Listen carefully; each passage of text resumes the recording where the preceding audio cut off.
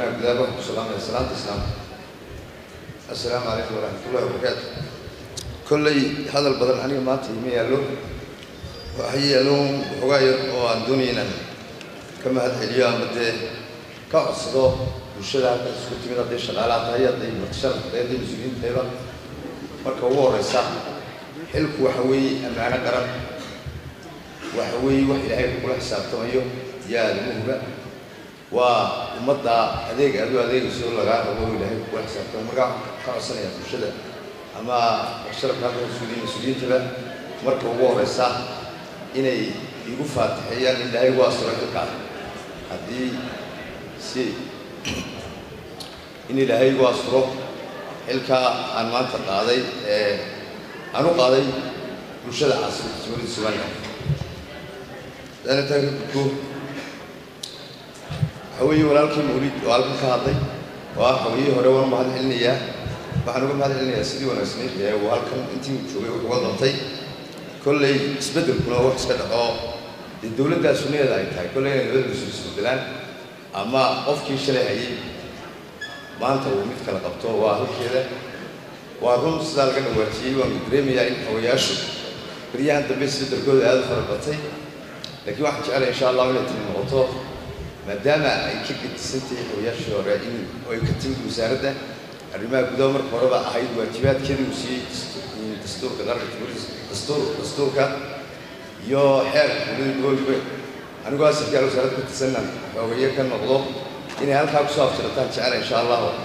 dagaalkii xogeeyaha ama way fiicantahay qofka marka la magacaabay chance la siiyaa waayo waxa la ogaan karaa qofku inuu hawsha inuu qaban karayo inaan qaban karin laakiin haddana qofkii chance la siiyo waxay noqonaysaa qofkii in aanu waxna qaban markaa ama magaranaysaa muddo yar oo kooban aanu suuro gelin wax badan in laga qaado xilkii waxa halkaa intaasaan ka odhanaya halkaa hawayaasha isbeddelkooda faraha badan dhacay waa wax qadaro ilaahay xaggiisa ka yimid marka qodobka labaad ee dunida ka hadlo waxa weeye xagga shaqaalaha dawladda hoose kolley shaqo badan baa dawladda hoose taalla wixii aan kusoo kordhinayno insha Allah waa la arki doonaa insha Allah haddii la yidhaahdo waxaan si ballan qaaday in anigu shaqaalaha iyo guddida fulinta ee golaha iyo xildhibaanadaba aan si wada jira si kaliya laaba si frankly aan u wada shaqeyno insha Allah intaan meesha joogo shaqaalahana kolley aan sida ugu hubsanay ama ugu cadaalsan ama ugu xaqsan runtii aanu ahaado mid dhaxa mid isku wada mid ilaaliya xuquuqdooda daryeela insha Allah oo wada shaqeeyaan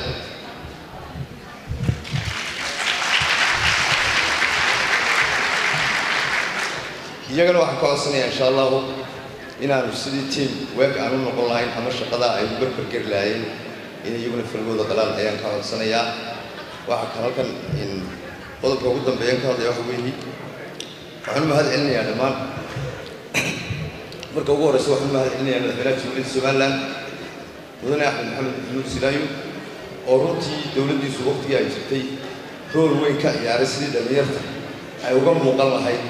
boosaska siyaasiga ama xilalka dawladda oo ay noqonayso markii koowaad ee dhalinyarta leeg ay xilal intaa leeg ka qabtaan dalka Jamhuuriyadda Soomaaliland وين لو قلنا الجنيرة فربنا أو خلال الحصرية سرك عايز الدولة ده فرجال قام أنا ربنا مثلاً تقول سؤال نوا أو سيع الجنيرة بدن أو الجنيرة وانا مثلاً كبار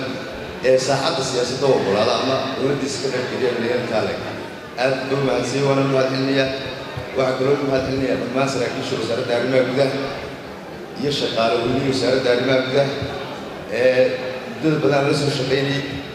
أيام جينا مهتنية وحنا مهتنية dadii dheeraadeen soo shaqeynayay iyo sida ay maanta barbar taagayeen waan uga mahad celinayaa dhammaan golaha deegaanka caasimadda ee ugu horeeya maayirkii xigeenkiisu waxaan mahad celinayaa shaqaalooyinaha dawladda hoose oo iyaguna ii muujiyey runtii dareen farxadeed waxaan aad u salaamayaa dhammaantood waxaan ku salaamayaa salaata islaamka hadalku maanta aniga hadal badan iima yaallo waxaan ku soo gabagabaynayaa insha Allah in xilkaa ilaahay ku asturo inay ugu ducaysaan aad iyo aad baad mahadsan